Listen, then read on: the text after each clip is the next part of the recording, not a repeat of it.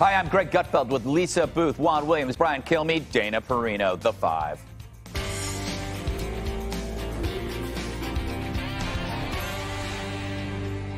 Well, that didn't take long. No one sets the tone more than the President of the United States.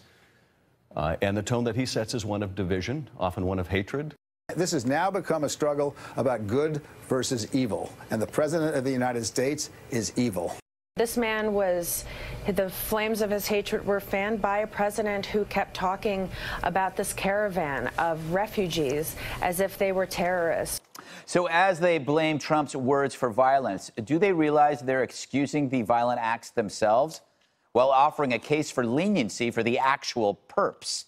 If the actions of evildoers are out of their own control and nothing else could have led to the violence, then how can you even begin to punish these creeps? It's wrong. Meanwhile, for both the bomber and the shooter, President Trump, Mr. Law and Order, pushes the death penalty.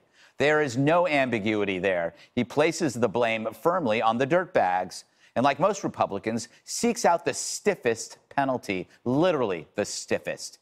This contradicts the media, who see Trump as a hateful ringleader who sympathizes with such cretins. Speaking of those suspects, they were total losers, failures in life who placed their rage on others. And anyone with an opinion could provide a trigger. Because words can influence. It's why there's advertising. But that's a scary path to take, especially for Hollywood, rap stars, and video game makers, or even people paid to speak carefully and thoughtfully. The President of the United States is racist. Even Albert Einstein may have ended up in a Nazi concentration camp with Donald Trump's viewpoint on immigration. If you vote for Trump, then you, the voter, you, not Donald Trump, are standing at the border like Nazis going, you here, you here. So you want hate? You spend 2 years calling a guy Hitler, a racist, a traitor, and insane. Then you blame him for violence because of nicknames? No lectures from you, kids. But even more, to cite words as the cause eliminates the suspect's entire history and the slew of variables that brought him to commit his crimes. It makes no sense legally or morally, but politically, I guess that's another story. After all, why let a crisis go to waste? Except that you'll make another one far worse. All right, Lisa, they didn't waste any time. I mean, I guess we saw it coming, that they would pin the blame on Trump. Well, absolutely, if you've been paying any attention to the media since President Trump even announced. But look, there's obviously a complete double standard in the media. We know this. When something happens to Republicans, the media and the left say that we need to have civility on both sides. When something happens and is directed at Democrats, it is purely Republican and President Trump's fault. But it's also just intellectually dishonest, because if you look at the mail bombing suspect, this guy has a rap sheet going back to 1991. He made a bombing terrorist threat in 2002. And then if you look at the synagogue shooting, this guy hated President Trump because he didn't think he was an anti-Semite. So if you actually look at the facts, it doesn't drive the narrative that the media is driving. But the only reason they do it is because the midterms are around the corner and they want to hurt President Trump. Juan, can I play Sarah Sanders responding to a reporter about this whole mess? Go. Why is he out there? When you say he's trying to unite the country, why is he out there the very making first thing that the president did was condemn the attacks both in Pittsburgh and in the pipe bombs. The very first thing the media did was blame the president and make him responsible for these ridiculous acts. You can't start putting the responsibility of individuals on anybody but the individual who carries out the crime. He's delivered on the promises he's made, and if anything, I think it is sad and divisive the way that every single thing that comes out of the media, 90% of what comes out of the media's mouth is negative about this president. So, Juan, my question to you is, I think you can hold two opinions, that Trump's discourse, you will say, is divisive, and I can say that because he's pugnacious, so you know it's divisive, but that also mass killers are responsible for their actions alone. Don't you think that tying that together and putting it on him is politically opportunistic? Politically opportunistic. I led you with the answer. No, but I want to engage you seriously, because I think this is such a serious topic. But I think that you're right. There are two thoughts, and they can be held simultaneously. Right. In other words, that in fact you have to hold the culprit responsible for his individual action. It's also the case that the president engages in divisive speech. And that's the problem here. I think that he's upped the ante in terms of that divisive speech. So part of it, and what I heard in your monologue and from Lisa, is blame the press, that the press is not fair to him, and he's gone back now to the press as the enemy of the people. But I think this goes, from my perspective, beyond that, because his rhetoric is so intense that I think it has, you know, sort of created an atmosphere of more kind of dissonance and vitriol than we're accustomed to. To my mind, you know, what we've seen the last week or so, it makes me wonder, is this America? How did we get to this point? And then over the weekend, you know, just, you know, put me aside, because I just worry that, you know, say, oh, well, that's Juan Williams, there's the press again. But here, 35,000 people, Greg, saying the president will not be welcome in Pittsburgh unless he denounces white nationalism. And here's words from this group. This is a Jewish group, Bend the Arc. They say, for the past 3 years, your words, your policies have emboldened a growing white nationalist movement. You yourself call the murderer evil, but yesterday's violence is the direct culmination of your influence. Okay, I don't know much about that group, but I do know, I think we have tape from CNN when they were actually asking the specific rabbi from that synagogue about whether Trump was welcome there. I think we have that. I'm talking slow enough so you can set it up. Would that work? President Trump has talked about coming to Pittsburgh and coming to your synagogue in the aftermath of this. Do you want him to come? The President of the United States is always welcome. I'm a citizen. He's my president. He's certainly welcome. There you go. Kilmeade, what are your thoughts on what, if you care to respond to Juan about his feelings? I don't know any of those groups. Okay. I don't know any of those groups, but it sounds like Democratic talking points. Sounds like something Tom Steyer said on CNN on Sunday, who I didn't ever say talk besides the ads that he bought and the money he made. I was just stunned. If you asked me when this happened, first the bombers discovered to the shooting at the synagogue, I thought maybe by Sunday, on a Sunday show, some pundit looking to get a network contract would go ahead and say, I think the president's to blame. I did not know the same night, the same day, within an hour, they said, ha, look at what you see. What the president does, and it works to his detriment, is he watched everybody talk about all this. And it had him seething, as if we were sitting outside the glass listening to the five talk about us. For him, he's listening to this, and he's outraged. So what does the president do? Exactly what he did his entire life at the Trump Organization, as a candidate and as a president. I'm going to go tweet out. I'm going to speak out. You guys are blaming me for this. You're making it worse. The way you treat me has my 60 million who voted for me and maybe more seething, ready to go. Now, that has nothing to do with that lunatic in Florida and that nutcase in Pittsburgh.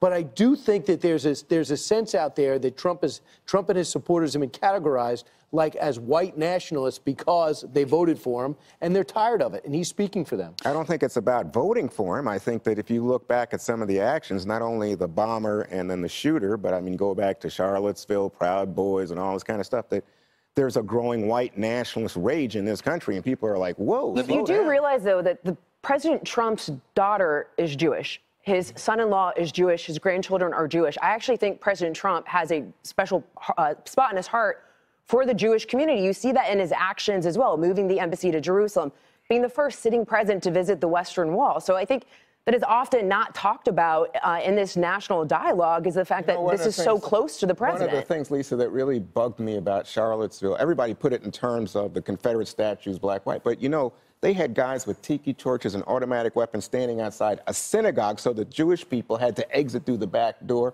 And those same guys said, oh, what a shame that Mr. Trump would allow his beautiful daughter to marry a Jew. They were universally condemned. Let me get Dana in here. The media, oddly enough, didn't mind Louis Farrakhan's tweets earlier this week where he compared Jews to termites, but we'll not go there. You had Andrew McCarthy on your show, and I made a really important point that back in the 70s, the United States was a much smaller country. I don't know how many by millions, but had many, many more of these kinds of attacks. So and in fact, it was the New York Times yesterday had this amazing report. It was like it was on their website, like really well done. I'd point anyone to it. It was actually talking about 1968 because it was the 50th anniversary. And we're looking at this now that in 1968, just how divisive things were. I do think we all have to keep in mind that keeping a red line between speech and violence is really important. That's how America was founded. Exactly. I also feel like the president could figure out a way to read the room a little better, and by that mean like the country, right? Like take a couple minutes, like tap the brakes just a little bit, because for better or worse, people tend to look up to leaders. And they want to feel better about the moment. And if the moment becomes about him and the media's treatment of him, then we're just right back down into it. And then somebody's going to have to step forward and do something. Can I just add one last thing? Sure. I know we got to go. And that is the issue of radicalization of people.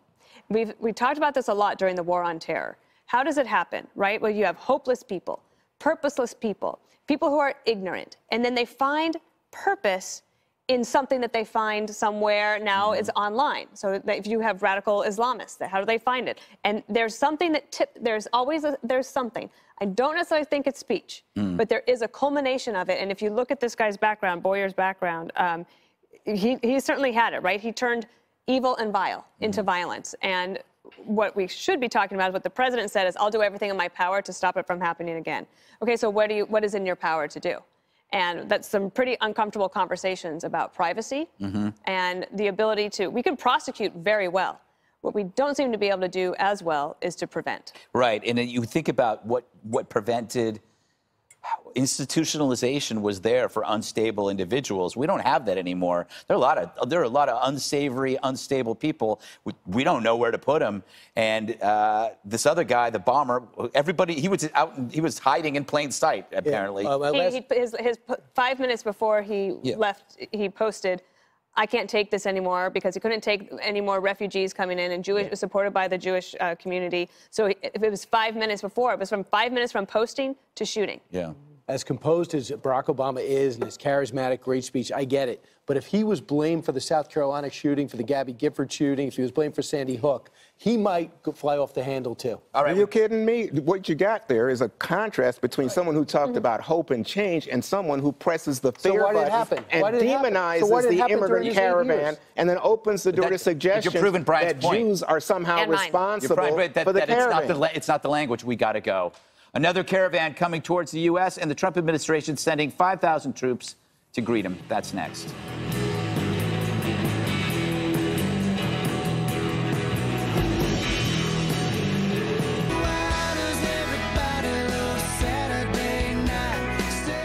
Fox News confirming the U.S. military will be sending over 5,000 troops to the border as early as tomorrow in anticipation of the migrant caravan moving across Mexico toward the U.S. This comes as Homeland Security Secretary Kirstjen Nielsen offers a very direct message for all migrants trying to get into the country illegally.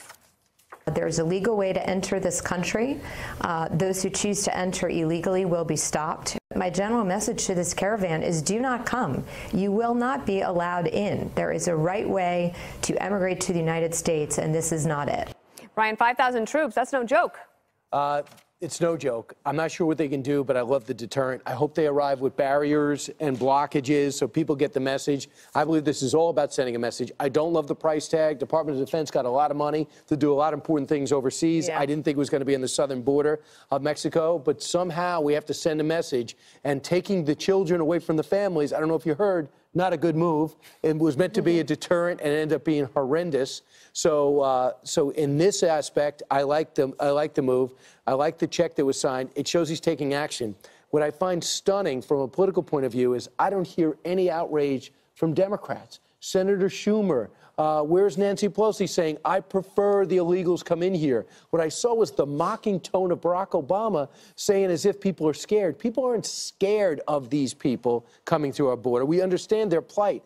We think that we should come up with a better way to maybe expedite their admission or evaluation, but this is not the way to get here.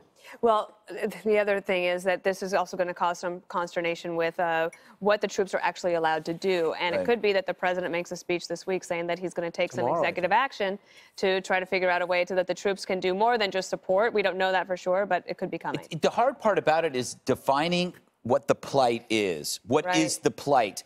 Hot Air had a piece yesterday about how the caravan is denying assistance for asylum in Mexico. So that makes me think that their status as refugees might be slightly exaggerated because, you know, if you're a refugee, you don't turn away help. when you really need it, when you're with your family, unless they just don't like Mexico, which isn't very nice for a country that close to you and you're turning down. That doesn't make any sense. The logical conclusion here is if you wave caravans through, more will come. So that's why you have to be a hard ass in life. That's the sad part. This isn't happening. This caravan is not going to happen. And encouraging it is a really sick joke. There's another one coming, I know, Greg. I know. But we're talking about, we talked at the A block about how rhetoric can lead to action or influence action. There are, these people are being encouraged to do something that is not going to end well for them. The crowd's getting angry. There was already a story today about them chasing some fella because they thought he was a kidnapper. So you're going to end up with a large, hungry, sleepless, angry group. Yeah, not good. Juan, do you think the Democrats are not talking about it because they want to just keep the focus on health care for the next 8 days?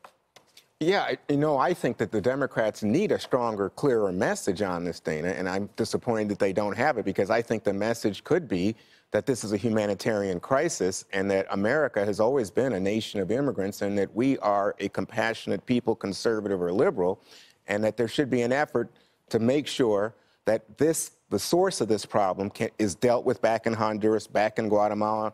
But to me, what you're seeing here is the president, I think, ramping up. Remember, last week he was going to send some troops to the border, about 800, I believe. Now it's up to thousands. And I think this is all about his upset that the bombings, the shootings, are dominating coverage in the American narrative at the moment, as opposed to his demonization of these immigrants as some kind of invading horde. So maybe they have found that because the caravan keeps growing, and because it's not just the caravan, but they have over 650 attempts to cross the border illegally every day, regardless of the caravan. Your last thoughts, Lisa? Well, and it's kind of hard to not address this when you have thousands of people coming to the United States trying to exploit our laws. And the reason why Democrats like Nancy Pelosi and Chuck Schumer aren't talking about this is because immigration has been a losing issue for the Democratic Party. You even have liberal groups like the Center for American Progress sending out a memo to Democrats in competitive districts saying to them to avoid this issue, don't talk about it. Yep. Sanctuary city attacks, pack a punch. So that's why Democrats aren't talking about it. But I think President Trump should give this speech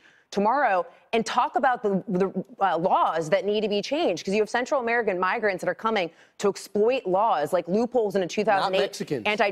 Because of loopholes in a 2008 anti-human trafficking law, which makes it more difficult to send Central American unaccompanied minors back, unlike where it's much easier to send Mexicans and Canadians back. You also look at things like the Flores decree. Seeking asylum is really easy. The threshold is way too low. You've got 80% of people will pass their first initial interview, but only 20% will be granted asylum in the immigration court. So I think President Trump should take this opportunity to address all that and talk about why those laws need to change so we avoid this being an issue in the future. And we have to do something about the drug cartels, something. Okay, the midterm elections are just over a week away. So how will all these developments that we've been talking about impact voters? We're going to debate that next. On the flip side, maybe don't you slip slide on a tear when you find me gone.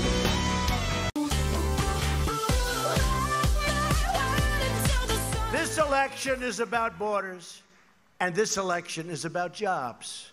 In less than 2 years' time, we have created over 4.2 million new jobs and lifted over 4 million Americans off of food stamps. Just 8 days until the midterm elections, and President Trump, he's loading up on campaign rallies. The president planning to hit several states in the final stretch with stops in, and here I'm going to list them for you: Montana, Missouri, Tennessee, Indiana, West Virginia, Ohio, and 2 visits to the great state of Florida. As you just heard him say, his focus will be on the economy and the border. So while Trump is hoping his push drives voters to the polls, a new report in The Hill says Democrats continue to sound alarms that their party lacks a persuasive message. Greg? Yeah, they lack any message. But you know what? The rallies are interesting. Healthcare. It's part of the reciprocity. Rough weekend. Trump comes out to your town to entertain for free. So the very least you can do is vote. That's kind of how it works. He's always a salesman. He's the guy who comes to your house to show you the encyclopedias. So then you sit there for a couple hours and you go, you know what? I'll buy the encyclopedias. And that's important, I think, because it's a difference between there might be 1 to 2% people, Republicans, who might not vote. They're sitting on the couch. But because he came out there, he'll go and do it. He's like a political personal trainer. He gets you out of bed, full of caffeine, and sends you to the polls. Dana, as you heard Brian say, some people think the Democrats' message is health care. Nancy Pelosi said health care, lowering the cost of prescription drugs, taking money out of politics. What do you say? Well, it is health care for the Democrats, and it's not wrong. They're not wrong. And I look at Claire McCaskill in Missouri. She's in a tight race against Josh Hawley. She's a little bit behind there in Missouri. She came up with her closing argument is your health care, your vote. So they are all in on this. They're not going to pay attention to the caravans, et cetera. We are past the persuasion stage. We are completely at get out the vote. And also the other thing is that Democrats have so much money, tons of money flowing into all these congressional districts. Well, one of the things that's happening for the Republicans is they're realizing that the Democrats' map is expanding in the House in very tight races. Now they have to put money into them, and they're trying to figure out how can we actually try to match this money that the Democrats have. They probably can't. So the president going out there is good for, especially for the Senate, but it might not be able to help them save the House. Lisa, one of the ads being put out by the president's team, Brad Pascal, his 2020 manager, has put money into an ad that says basically the economy is better. Things are getting better, folks. That's the message? Yeah, it's all true. Well, the point, it's drawing a contrast of saying, look, the economy's gotten better. Do you want to go back to days before that? And that's what would happen if Democrats get elected and take over the House, because ultimately the government would be at a standstill. So, I mean, that is a right message. My understanding is President Trump is not in the ad, which is probably smart, too, because there are 24 districts where Hillary Clinton won. So you've got a lot of these districts that might not take to the president being an ad. So I think that's a smart decision on their point. I think in the Senate, I feel pretty comfortable where things stand, but the House is tricky just because you have so many Republicans that aren't running for re-election. So you have a lot of open seats, which are more difficult to win. And there's just so many competitive seats, and Democrats only need to net 23. So I'm a little bit worried about the House. But the fact that we went from talking about this big blue wave to now real clear politics, listing the House in totality as a toss-up and not being able to call it is probably a good sign for Republicans. 538 said, what is it, 85% chance that the Republicans lose the House, but they also had a 79% chance that Hillary Clinton would win the election. So can you say fallible? Number two is, I do know two prominent Republicans who have both said they're very concerned about the money from Michael Bloomberg that is coming in late, that's going right into their smaller races. But my thing is, if you said that everybody's decided it's about getting out the vote, is an ad making your guy look like the worst, or your woman look like the worst thing ever going to actually change somebody's mind? And we're going to find out soon if everyone has been scared underground to admit that they're voting for President Trump.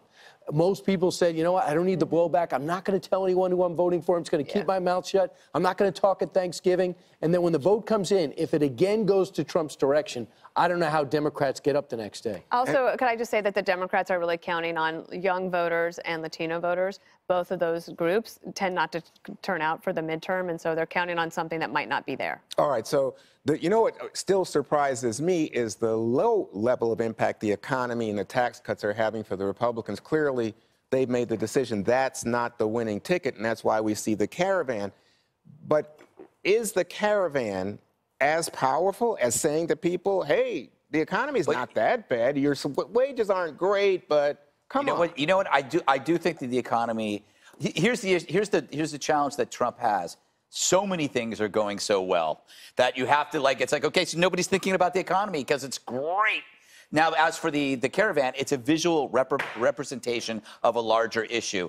Many people may say, why do you care about the caravan? It's 1,100 miles away. But what it is, it's a promise, it's a threat that it's coming here. It's a visual representation of the fragility and vulnerability of your border. So if you believe in strong borders, that is your visual representation. That's why it's powerful. That's why the wall is visual. Yeah, no question. But the thing is, it seems like more culture wars. And you know, people are just... Borders aren't cultures. Border is your country. Well, the economy will have a bigger impact looking ahead at 2020 in the presidential race. It's for midterm elections, it's your base issues. What's driving out the base? For the left, it's health care. For the right, it's immigration. 8 million people have already voted, which they say is on level, judging by the population proportion, as the highest for midterm turnout since 1914. Yeah. Which that is, we look for good news. Amazing. That's good news. Yeah. People are actually showing up. Yeah, I think people are highly energized because this is an election about Donald Trump. By the way, I don't know how many of you voted this weekend, but I had a sticker that said, I'm an early voter. Good for you, Juan. I'm going to vote on I the feel actual virtuous. day because I believe in that. Yeah. When is it? Next Coming up soon. I don't even know. I don't even know where I'm supposed to go. You know I can what tell you how to is? find out. It's I very think easy. the Republicans thought you were black and sent you one of those messages. Hillary Clinton increasing speculation about running for president in 2020. What she said over the weekend. Boy, she's raising eyebrows. Stay with us on The Five. Oh, this is my block.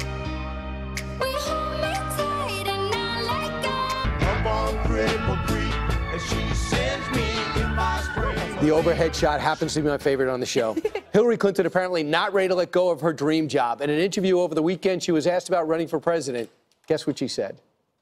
Do you want to run again? No. Wait. No. That was a pause. Well, I'd like to be president. Okay. But if she doesn't run, Democrats may have another interesting option. Anti-Trump attorney Michael Avenatti, according to a new Politico report titled "Avenatti Quietly Builds a 2020 Machine." He has a team of veteran Democratic advisors, some of which are Clintonites, by the way, helping him plan a presidential campaign. He'll make a decision by January 1st. But let's start with Hillary Clinton. What did she mean by that, Dana? Well, it's like travel. I like to be in places. I don't like to travel to places. So she would like to be president. I can help you without. I know you have that idea. Yes. She'd like to be president, but she doesn't have to go through she doesn't want to go through the difficulty of running for president. Could I add to that and interrupt? Yes. She doesn't want to run, but she wanted to be president. So it's essentially 2016. Yes, exactly. No, so this is the ultimate arrogance. She's saying, like, you know what?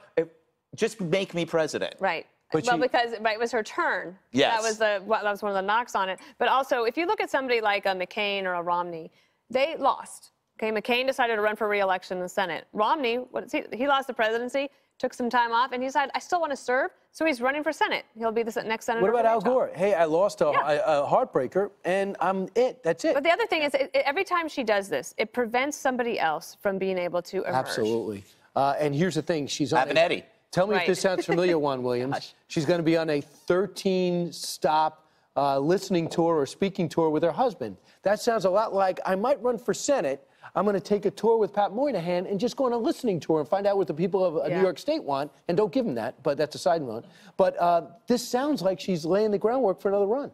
I think your fantasies are out of control on this Monday. What about you? What do you think? No, she's not. She clearly said she's not running, but she said, and I thought it was an expression of truth, that she wishes she was president. She wishes Donald Trump had lost. I mean, that's the truth. But you know, too, that she also said she wasn't going to run when she was Secretary of State and was asked on the Sunday show. That's more run-up. But, I mean, the situation has changed. I am curious about Avenatti. Right. Because I just don't see how Avenatti got in trouble last week for saying it has to be a strong white male to take on Donald Trump. But you know what? He thinks he's the strong white male. How do you feel about that, Greg? Avenatti running. He says, I'll decide by January 1st. He's putting a team together. He only owes $4.3 million and has a ex-wife that wants $200,000 a month. Could he be their Trump?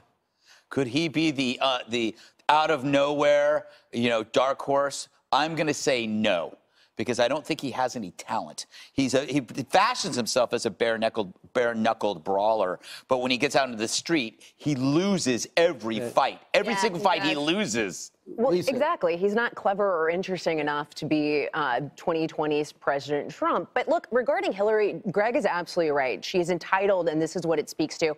I don't think she actually likes campaigning. I don't think she actually likes being among people. If you go back, even remember in 2015 when her and Huma went into the Chipotle and they had sunglasses on and they couldn't be bothered to talk to anyone. I think that was her problem all along. And I actually wrote a column about this in 2014 for FoxNews.com, saying that she was going to be 2016's Mitt Romney. In the sense, like, just Mitt Romney, he was, even though he's a really good guy, and we all know that, and he's a good person, he just had this inability to connect with voters and be among the people. Lisa, and Hillary Clinton had the exact same problem. More of a staffer. Put her Secretary of State, Secretary of Commerce, but don't make her run for that position. Let me ask you, on Avenatti, Dana, is it true or false? Right now, they kind of like the fact that he took on Trump and had some early victories, but these Democrats are going to turn on him quickly, I don't think Democrats think much of Avenatti. Yeah, they might have liked that for a while, but I think that they recognize the dangers of it. We talked in the commercial break about the problems that DNC has right now, that they are looking at the possibility of 30 candidates or maybe 35 candidates that think that they could all be president of the United States. They have much bigger problems than just worrying about Avenatti. But I do think it's pretty interesting. He's already hired staff, like Democratic staff. These are established and people. The Democrats, I mean, they're very good at cutting people off for other opportunities. They should probably deploy.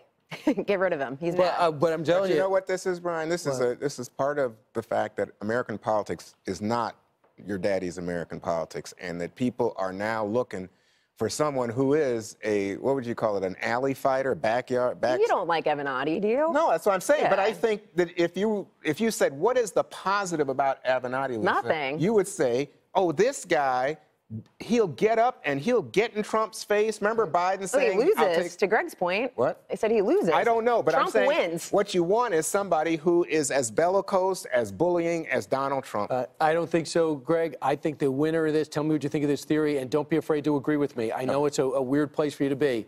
I believe the person that runs successfully against Trump does not fight him, compliments on things he's done, say, I would have done things different, because Trump is not great. If you don't put your chin out, if you don't put your chin out, he doesn't really hit you. If you come out and just respect what he's done, but say, I don't like the tone, he might be or she might be successful. So that was basically a long-winded opinion fashioned as a question.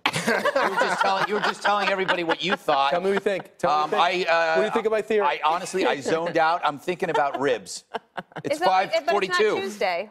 No, I'm looking forward to Chinese ribs. Okay. Extra sauce. That sounds delicious. Yes. You had a chance to agree with me and change the narrative. Exactly. You know, Brian, I feel for you, because normally he goes after me, but that was a low shot at my man, Brian. I'm worried about his ADD. He couldn't stay with 3 sentences. It's really kicking in. All right, let me tell you what's coming up next, because my prompter is on and the camera's looking right at me. Parents, listen up. Your kids could get arrested for trick-or-treating. We explain that next. That wasn't much of a tease. I could have seen.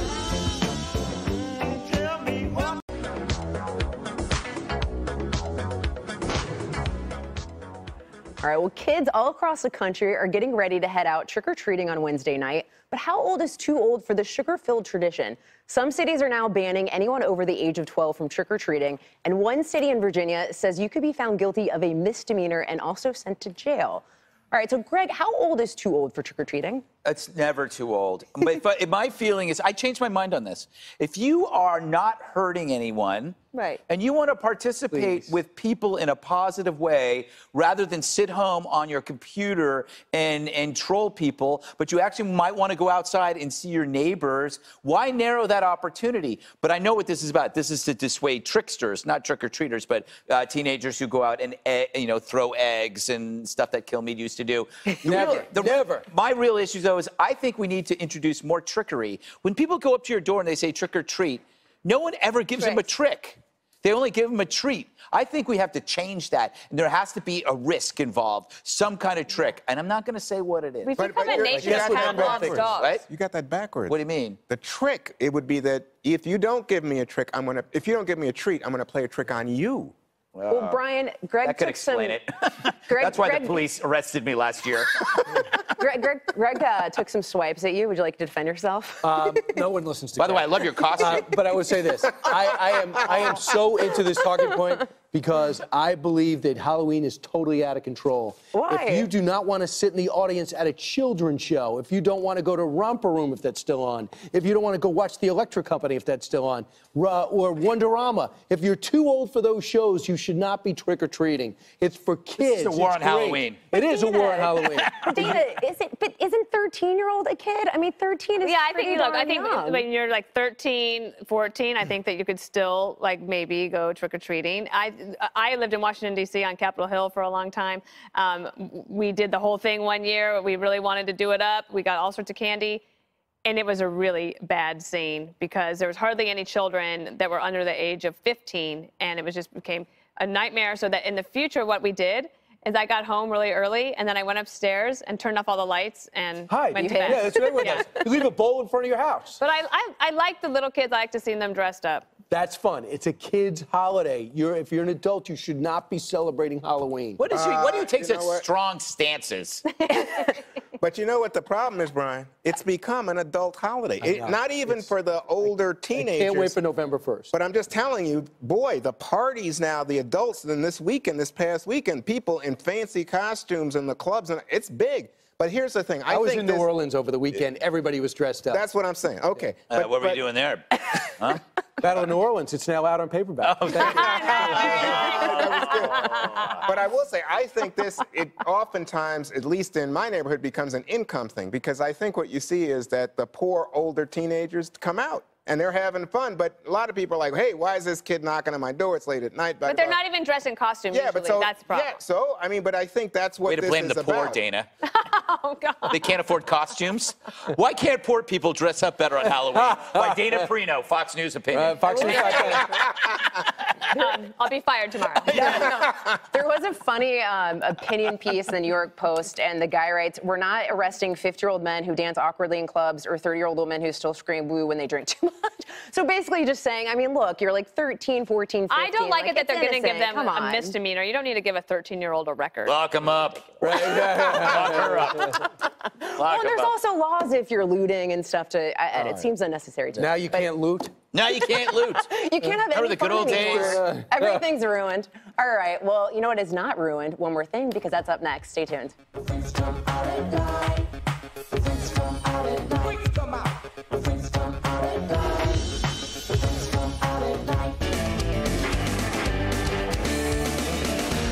All right, Dana, let's get after it. Okay. All right. Today is a special day at Fox News. We've just announced the launch of our new premium subscription service, Fox Nation. It starts November 27th. It's an on-demand service with daily live opinion shows and documentaries. It features exclusive content from your favorite Fox News stars. And for a limited time, we're offering a chance to become a part of Fox Nation by signing up as a founder. And if you do that, you'll get exclusive merchandise that's only available between now and November 27th. And if you sign up early for Fox Nation, you could also get the chance to spend Election Day with some of your favorite Fox News stars, excluding Greg. There will be book signings. I'm kidding. Greg will be there. There will be book signings, giveaways, food, and meet and greets right here on the Fox News Square, or Fox Square. Just head over to foxnews.com. You click on Fox Nation Election Experience for more info. And it's very exciting. We're excited about all of the hard work that's gone into this, and it's about to bear fruit. And also, you're not going to want to miss the 5 tomorrow, because Jesse and I went to this. Why do I have to go first? Dana, can you go first? No, I can't. I'm so scared. Please. Okay. The worst part about it is we had to wear GoPros, and so you have a picture of our faces the entire time. I was a terrible colleague and hid behind Jesse, but you'll see that whole package tomorrow on the 5. All right, so I got to plug my book signing is going to be at this event. Yes. What day is it? November 27th. November 27th. I'll be there. I don't think Brian Kilmeade will be there because his book isn't that good. No, it's Election Day. No, Election Day. Oh, it's Election Day. Jeez Louise. It's a little different. It's a week from tomorrow. But the screening starts on the 27th. 27th, but I'll be there to sign books on Election Day. Either that or 3 weeks from then. Yes, all right. So vote for Greg. Let's do this.